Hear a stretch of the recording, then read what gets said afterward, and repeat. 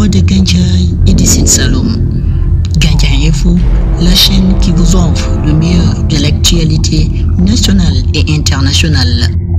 Bienvenue à l'islam, une émission religieuse hebdomadaire. doomu aadama mënul dem sans islam. Islam dara tax koo jóg lu dul nit. Bienvenue à l'islam, c'est une émission qui évoque des thèmes d'actualité et parle de l'islam en tant que religion, mais également l'islam en tant qu'État. Islam diine la ak état. Bienvenue à l'islam, c'est tous les vendredis avec Imam Ousmane Ndiaye. Bienvenue à l'islam. Auzu billahi min shaytani rajim, bismillahi rahmani rahim, alhamdulillahi rabbil alamin, wassalatu wassalamu ala sayyidina Muhammad wa ala alihi wa sallam. waaw su ko defee ñu ngi dellusiwaat ci émission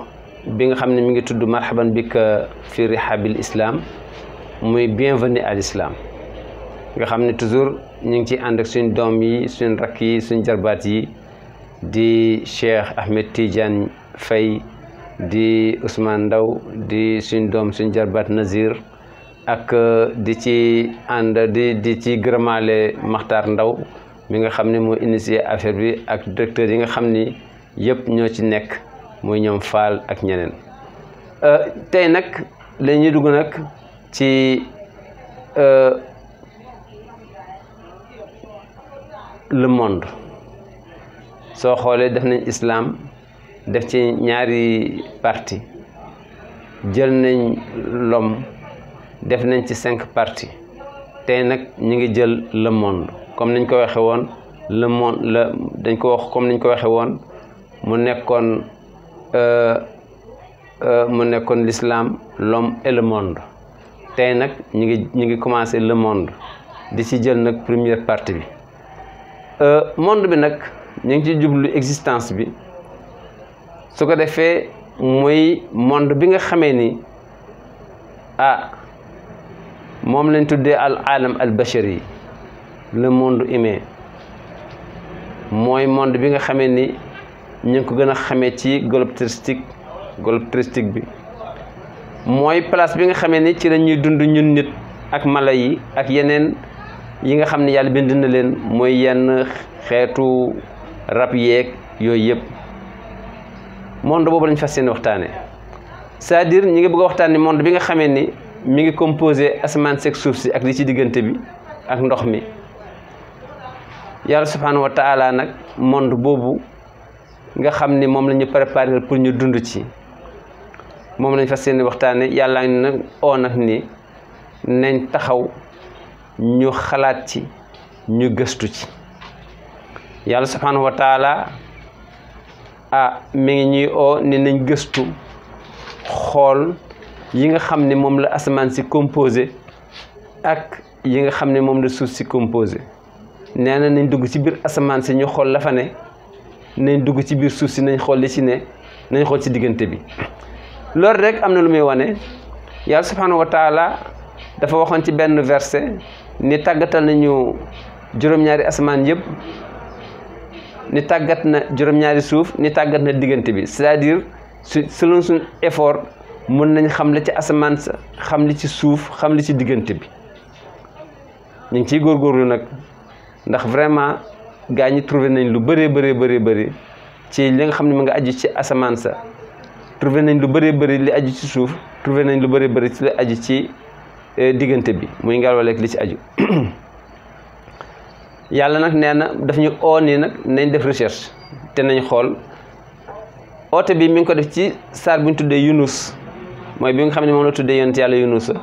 yàlla daf ko tuddee saar yonent yàlla Yunus. soo demee ci verset 101, yàlla subhanahu wa taala maa ngi fay wax ni qul unzuru maaza fi samawati wal ard wa ma tuxni nuzur wa ma tuxni al ayatu wan nuzur. yàlla subhanahu wa taala ni yonent bi qul waxal jullit ñi unzuru nañ xippi seen bët xool, defi recherche maa lépp loo xam ne fi samawati mi ngi ci biir asamaan si, nañ ci def recherche, wal ardi li ci suuf it nañ ci def recherche. moo waral matière yi bëri nañ ci école yi. soo demee am na matière SVT, am na matière histoire géo, am na matière philosophie. yooyu yëpp moom la yàlla subhanahu wa taala di joxoñ ne nag léegi nañ def recherche nañ jëfandikoo suñu xalaat ñu découvrir existence bi yi nga xam ne moom la composé yàlla nga ko wax ci saar bi ni unzuru maza fi samawati wal ardi xool leen lan la yàlla def ci asamaan si ak lan la yàlla def ci suuf si wa ma tuxni al ayat wa nuzur bañ xam li nga xam ne moom la ay verset yi di jëriñ ak nan lañ ci mën a waaroo yàlla subhanahu wa taala nee na suñu bëggee xam ay verset am nee na il faut ñu delsi ci alquran déglu ko lim ñu digal neen alquran nee na nañ égg ci asamaan xool la fa ne nañ wàcc ci kaw suuf xool li fa ne nañ def suñu analyse nañ def suñu bas lii ma wax ni mi ngi ci sourate Yunus verset 101 yàlla subhanahu wa taala kon mi ngi ñuy wan foofu d'abord mi ngi responsabiliser pour ni àddina bi ñoo ko moom dañ ci war a def recherche mais mi ngi commencé nag di ñuy détaillé nag nan la binde asamaan si ak nan la binde suuf si nga xam ni ku gaawtu rek day yaakaar ni alxuraan sax di prononcé wu ci côté boobu yàlla subhanahu wa taala mi ngi commencé di ñu leeralal nan la binde asamaanu juróom-ñaar ak naka la binde suuf si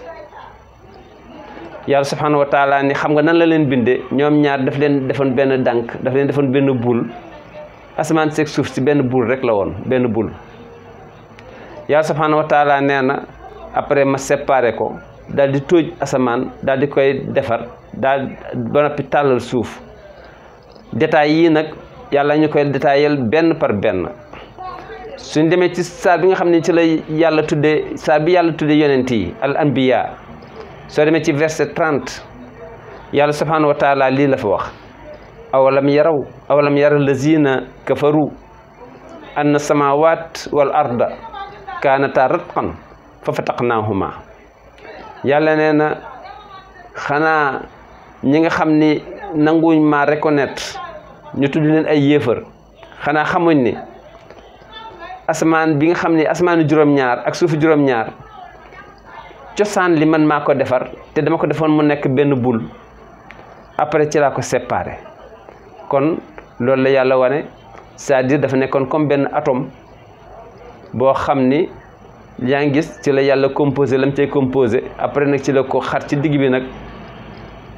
defar ci suuf defar ci asamaan yàlla subhanahu wa taala di ñu commencé nag di ñu détaillel nag nan la binde suuf yàlla subhanahu wa taala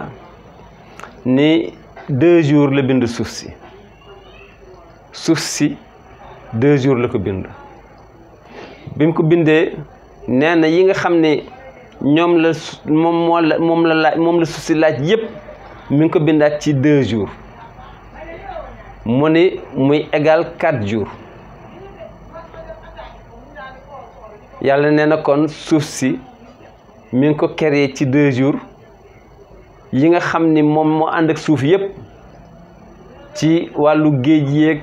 ci wàllu montagne yeeg ci wàllu climat yeeg yooyu yëpp encore ci 2 jours la ko defar égal 4 jours lii yàlla moo ko wax détaillé ko ci saar boobu ma wax sourate Anbiya verset 30 yàlla subhanahu wa taala ne awalam yara lazina kafaru anna samawati wal ard kaanata ratqan fa fataxnaahuma est-ce que ñi may weddi xam nañ ni suuf si benn buur rek la woon ma teqale ko ba mu ci jógee yàlla subhanahu wa taala dem ci suuratu Fusilat mooy détail saar bi nga xam ne ci la yàlla ñëw di détaillé nag façon bi mu créé suuf ak façon bi mu créé asamaan ak façon bi mu créé jaww ji yàlla subhanahu wa taala di leeral foofu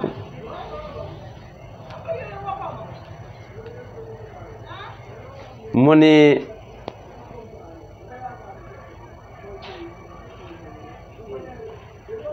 ñi nga xam ne dañuy laaj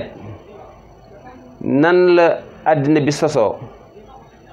ndax dafa tëb rek sosu par hasard wala ndax dafa am créateur bu ko créé mu ne ñi koy laaj lay tontu yàlla mooy wax mu ne man maa ko créé mu ne bind naa suuf ci ñaari fan yi tegu ci kaw suuf maa ngi ko bind ci ñaari fan suñ ko boolee muy ñeenti fan loolu yàlla subhanahu wa taala mi ngi ko wax ci suratu Fusilat muy saar boo xam ne ci lay détaillé verset 10 yàlla subhanahu wa taala ne xalaqal arda fii yawmayni texte la yàlla ne xalaqal arda yàlla nee na yàlla bind na suuf fii yawmayni ci 2 jours wa jaala fiha rawasiya min fawqiha nee na mu samp ci suuf si ay montagne pour mu téye suuf wa baraka fiha aqwaataha nee na mu def barke suuf si am barke ci lépp loo xam ne moom la ñu war a dunde fii arbati ayaamin yàlla ne loolu yëpp mi ngi ko def ci ñeenti fan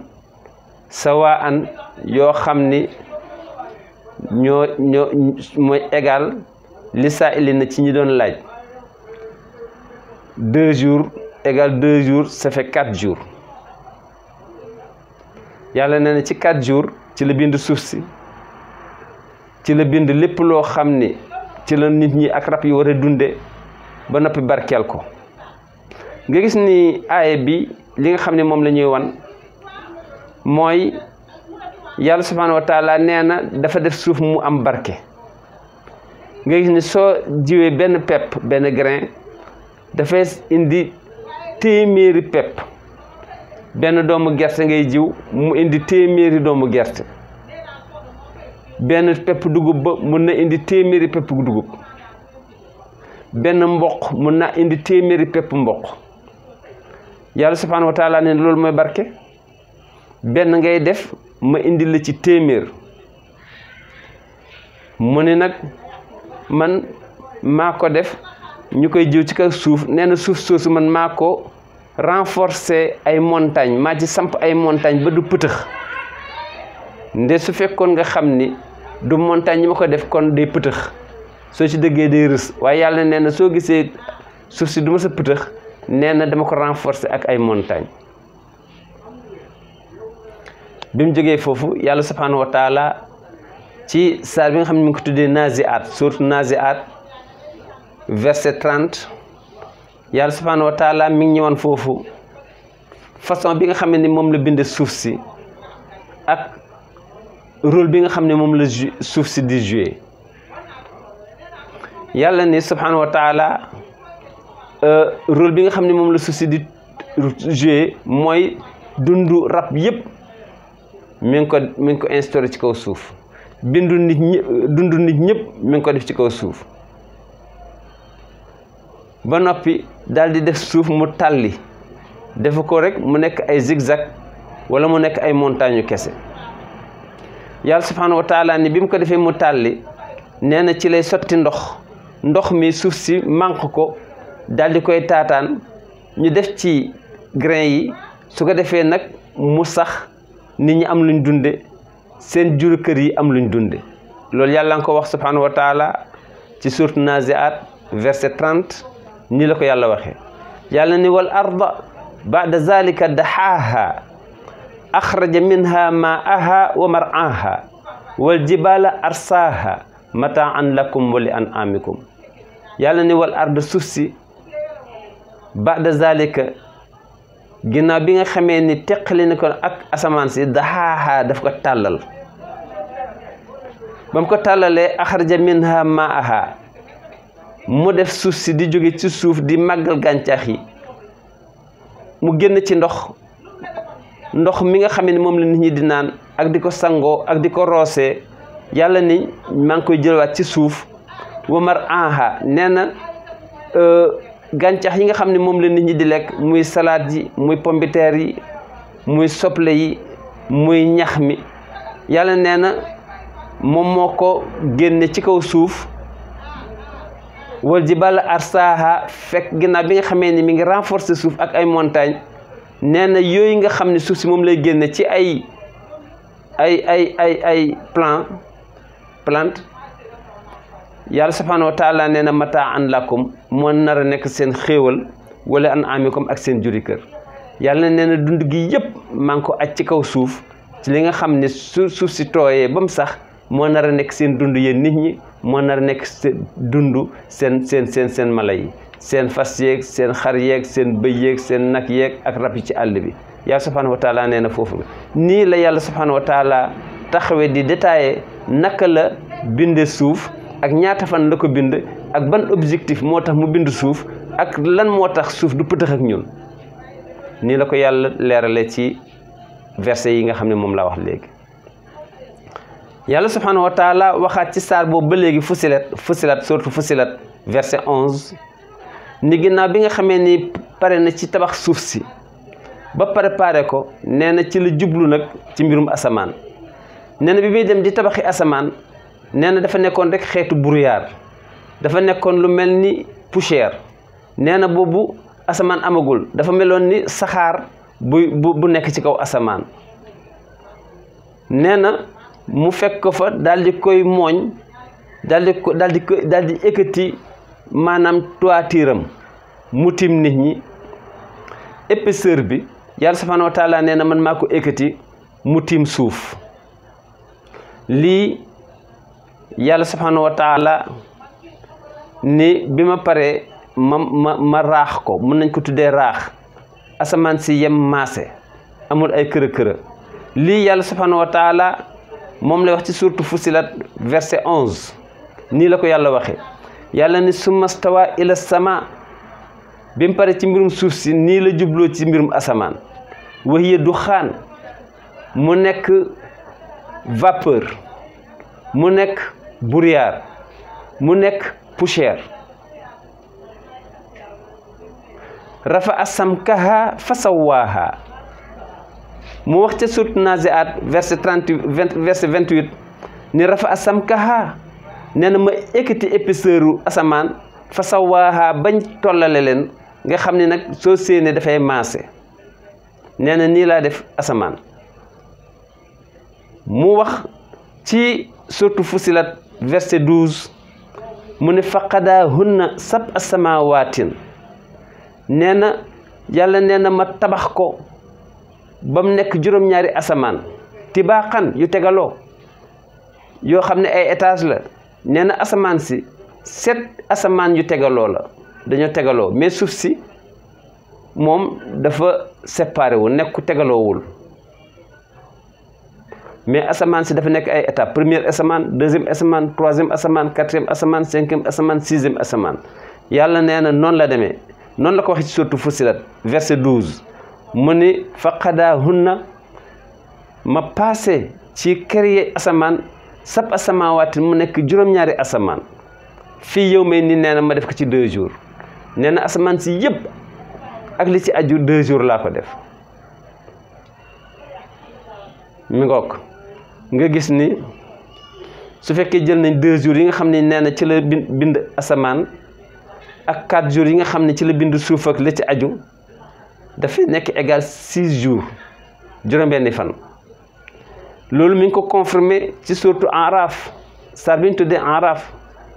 verset 54 yàlla subhanahu wa taala lii la fa wax mu ne inna rabbakum allah allazi xalaqa samawat wal arda fi 6 ayaamin summa stawa ala al arsh yuxsi leyla nahaara yatlubuhu xasiisan yàlla subhanahu wa taala ni inna rabbakum xam leen ni seen borom allah mooy yàlla du keneen yàlla boobu nag allazi mooy ki nga xam ni xalaqa moo leen bindal asamaanu juróom-ñaar yi moom moo ko créé wal arda moo bind suufu juróom-ñaar waaye ñoom ñaar asamaan juróom-ñaar ak suufu juróom-ñaar mi ngi ko bindi fii 6 ayaamin ci 6 jours nii la ko préciser nga gis nag comptabiliser na diggante 4 jours yi nga xam ne moo nekkoon ci suuf ak 2 jours yi nga xam ne moom bind asamaan yàlla subhanahu wa taala ni égal 6 jours ci sourate Araf yàlla nee na bi ma leen bindee nag ñoom ñaar ba noppi nag su mastawa alal arsh nee na ci laa jaaxaan ci sama piliyaan nag toog ci laa jaaxaan ci sama piliyaan toog nee na ba ma fi toogee nag ci la réglé guddeeg bëccëg nee na yuxshi layla nahaara yatlubuhu xasiisan nee na mu def guddeeg bëccëg ñuy door dàqe guddi ñëw couvrir bëccëg nekk guddi bëccëg rocceeku ñëw couvrir guddi mu nekk bëccëg su ko defee yàlla subhanahu wa taala ne mu réglé ko mu nekk guddeeg bëccëg nii la ko yàlla détaillé ci àddina bi ni nga xam ne noonu la ko créé ne nii laa binde asamaan nii laa binde suuf fii nag chrétiens yi ñoom dañ ni d'accord nañ ni yàlla mi ngi bind asamaan ak suuf ci 6 jours juróom-benni fan waaye mi ngi pare dimanche mi ngi pare samedi noppalu dimanche nee na nag dimanche yàlla dafa sonnoon ci la doon noppalu loolu yeneen bis yàlla subhanahu wa taala weddi na ko ci bal alxuraan ni wa ma massana min lughub ñun duñ koo xam ne day sonn wa ma massana min lughub man yàlla dinaa sonnam man duma sonn ñooñ waxuñ dëgg ñi nga xam ni ñooy juif yi ñoom ni yàllaa ngi pare bind ñaar yooyu bisu àjjuma bisu samedi ci lañ noppalu moo tax chrétiens yi ñi ngi def seen journée repos dimanche chrétiens yi ki juif yi ñi ngi def seen journée repos samedi mu mel ni dañuy laaj kon jullit ñoom ban jour lañ def journée repos non yàlla dafa gëmloo jullit ñi ni du utal jullit ñi journée repos parce que am na ñoo xam ni li ñuy dund tey lañ koy liggéey kon du leen xeeñ mukk di indi jour boo xam def naan bu leen liggéey en tout cas ajjuma nee na feet la ci yéen waaye waxul ni bu kenn liggéey ndax fële ca saar ba daf ni fa iza qudiyati salaatu su ngeen jullee jumee ba noppi fantashiru fil ard dem leen tasaaroo wabtaxu min fadlillah ngeen dem commerce ngeen dem uti lu ngeen dunde kon islam tënkul kenn ci benn bis ni bis bi mooy bis boo xam ne kenn du ci liggéey mais moom foo xamee ni mun nga fa uti dépasse rek mun nga fa uti dépasse su ko defee nag ginnaaw bi nga xam ne yàlla subhanahu wa taala bind na juróom-ñaari asamaan yi bind ba noppi def ko ay étape bind juróom-ñaari suuf yi te juróom-ñaari étape yi mi ngi ko wax ci saar bu ñu tuddee mulk soo demee ci surtout mulki verset 4 yàlla subhanahu wa taala nee na asamaan yi juróom-ñaar yu tegaloo la foofu la ko wax nii la ko waxee mu ne allazi xalaqa sab'a samawaatin tibaaqan allazi xalaqa yàlla mooy ki nga xam ne moo bind sab'a samawaatin juróom-ñaari asamaan yi tibaaqan ñu tegaloo nii la ko yàlla di détaillé yàlla subhanahu wa taala ni waaw mi nga pare naa ci nag na ngeen xool nag yéen ginnaaw bi ma tabaxee asamaan ci suma matière première bopp nee na maa tara fi xalqi rahmaani min tafawutin nee na du ngeen ci gis contradiction nee na xool leen ci asamaan si du ngeen fekk fii njool fii xóot fii ñuul fii weex déedéet nee na day maaseendoo bulandoo wala mu weexandoo wala mu ñuulandoo ba noppi maase maa tara fi xalqi rahmaani min tafawutu di ngeen fekk mukk benn divergence ci diggante juróom-ñaari asamaan yi yàlla di défi ki nga xam ni scientifique la mu ne farji'il basar dama ne xoolaatal hal tara min futur est-ce que di nga fi gis benn trou yàlla neen du ngeen gis trou ci asamaan si su marji'il basar karratayni nee na waxuma nga xool ko benn yoon mais xool ko xoolaat ko teen leen ngeen xool jël leen seeni lu ngeen mën a egg ba egg ci asamaan ngeen dem xooli asamaan nee na yanqalibu ilaykal basar xaasi'an wa huwa xasiir xam nga lu leen ciy dal di ngeen xool ba tas du ngeen ko gis di ngeen xool ba tas waaye du ngeen mës a gis foo xam ni défaut la kon kii mooy première partie ci al alam le monde fi ñu yàlla di ñëwan naka la àddina bi sosoo ndax mu nekk réponse ci ñi nga xam ni dañoo jàpp ni àddina bi dafa tëb rek sosu ay éléments rek ñoo composé wu daal di créer nekk xeer composé wu nekk ngelaw def ni moom la yàlla di weddi yàlla ni man maa ko téye di ko tabax ci suma loxoy bopp te nii laa ko taxe suuf si bii temps laa ci def nii laa ko defee lii moo ci nekk suma objectif asamaan si nii laa ko defee nii laa ko tabaxee lii moo ci nekk suma objectif su ko defee nag création bi incha allah dañ ciy continuer suñ paree dinañ ko jéem a comparer ak yeneen i gis-gis yoo xam ni ñoom ñu ngi doon jéem a essayer pour wax nan la yàlla subhanahu wa taala créer monde bi kooku dañ ko gis ci biir émission yi su ko defee tey moom incha allah fii la ñu taxawagum mu nekk première partie ci le monde kon ñuy gërëm suñ doom Nazir ak Seydina Ousmane ak suñ Cheikh ak ñoom Matar ak ñi ko aju di wax ni mi ngoog émission baa ngoog lu ci jub rek macha allah mbaaxu yàlla la luñ ci juum nag nañ xam ni ñun doomu adama rek lañ ñu leen di nuyu di leen sant di leen gërëm wasalaamaaleykum wa rahmatullahi wa barakaatu.